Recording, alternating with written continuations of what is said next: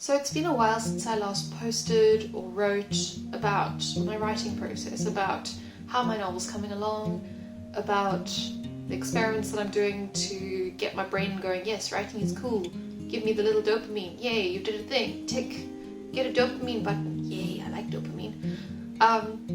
But, you know, I had to figure out something. So the last writing experiment I did was 7 days back to writing fitness. It involved writing over the course of about 2 weeks. I wrote every second day, or sometimes 2 days in a row, but with some days off. And I wrote quite a lot in that time. I wrote about 12,000 words, and that was awesome. So I was like, oh cool, writing experiments. That's the way I'm going to get this right. This novel finished, zero drafted for the first time. Oh my gosh, I actually have written my first novel, actually have drafted it from scratch, all by myself. Yay! Reader, the second writing experiment did not go like that. So the next writing experiment I tried was something that I'd seen Kate Kavanagh try, and there's a little book about it, about how to write many words. I think it's 5,000 words an hour or something like that. I was like, oh, this sounds awesome. You know, I'm at around 50,000 word mark. If it takes 5,000 words an hour, then, you know, I'll only need to write another day and then I'll have finished the nominal word count of my book. That sounds like an awesome idea. Maybe if you're really well practiced at this, but that's not my experience. So I planned to dictate my words. That was the gist. It took a little bit more planning because I had to have a really good bullet list of how I wanted each scene to go. So I worked on that. I'd worked out some bullet lists. I'd got 3 or 4 scenes well planned, and then I open Microsoft Word's dictation process, which surprisingly is better than I thought it would be. I've tried that, I've tried Google Keep, I've tried Google Docs, which obviously Google Keep and Google Docs are the same thing, but you know, I've tried all the dictation tools. So how did it go? Not well at all. I sort of had this frustration that I'd be writing and I'd be speaking really slowly, and I'd pause after each word because my accent and the dictation tool did not really gel together, so it was messing up the typing. I would have to spend quite a lot of time going back after each writing session to fix the supposedly fast word drafted. And at the rate I was talking, I worked out that I was only gaining maybe 5% in terms of how quickly I could get the words on the page to actually just typing them, and actually just typing them meant that I didn't have to go back and correct them, which took a flippin' long time. So when should I have given up on this project? After the first session? No, okay, cool, maybe after the second session? Yeah, maybe after the second session, after the third session?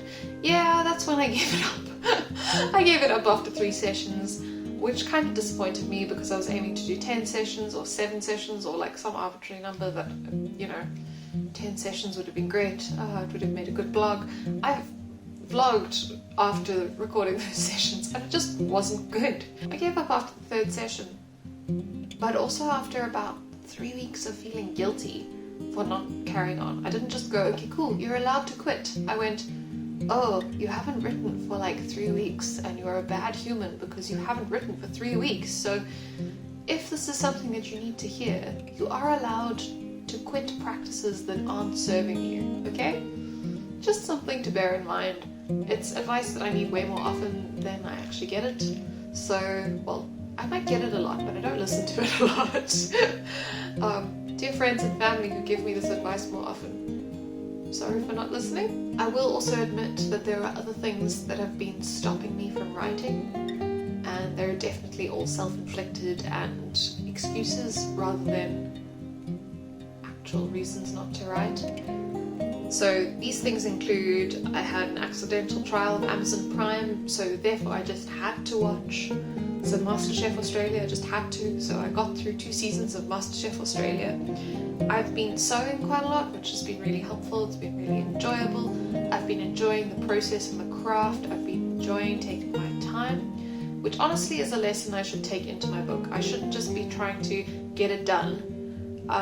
When if you think about the metaphor of the sewing into the writing, the thing that I'm doing at the moment, writing a 0 draft, is actually the muslin. It's actually the mock-up. It's the thing that you do so that you know your idea roughly works, and then you start making the actual thing out of your fashion fabric. So usually in good practice sewing, you try a pattern with cheap fabric that you don't mind that the fit might not be 100%, and then you figure out where it needs to change so that you can actually make a good product.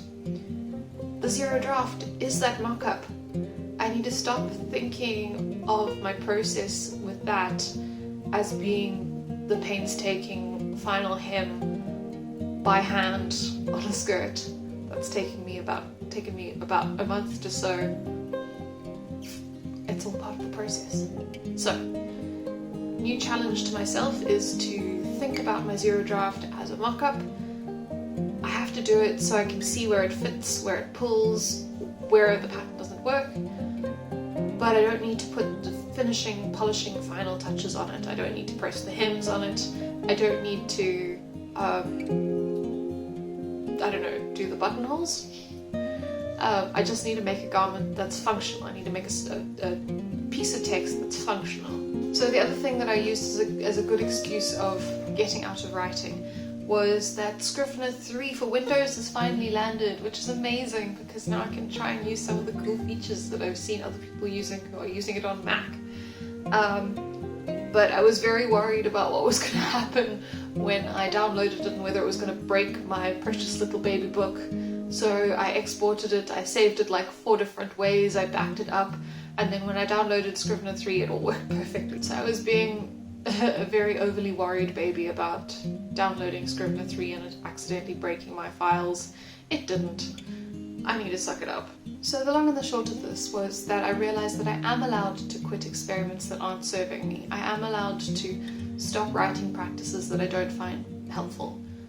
But I do have to keep writing, one tiny little word in front of the other, and slowly but surely I will work on it and I will fit it and I will make sure that it flows, and at the end of this process I'll have a zero draft that I can actually, hack apart at the seams and make it work in fashion fabric. I'll make it work, I'll get it stitched together, and at the end of the day I'll have a product that I'm really proud of.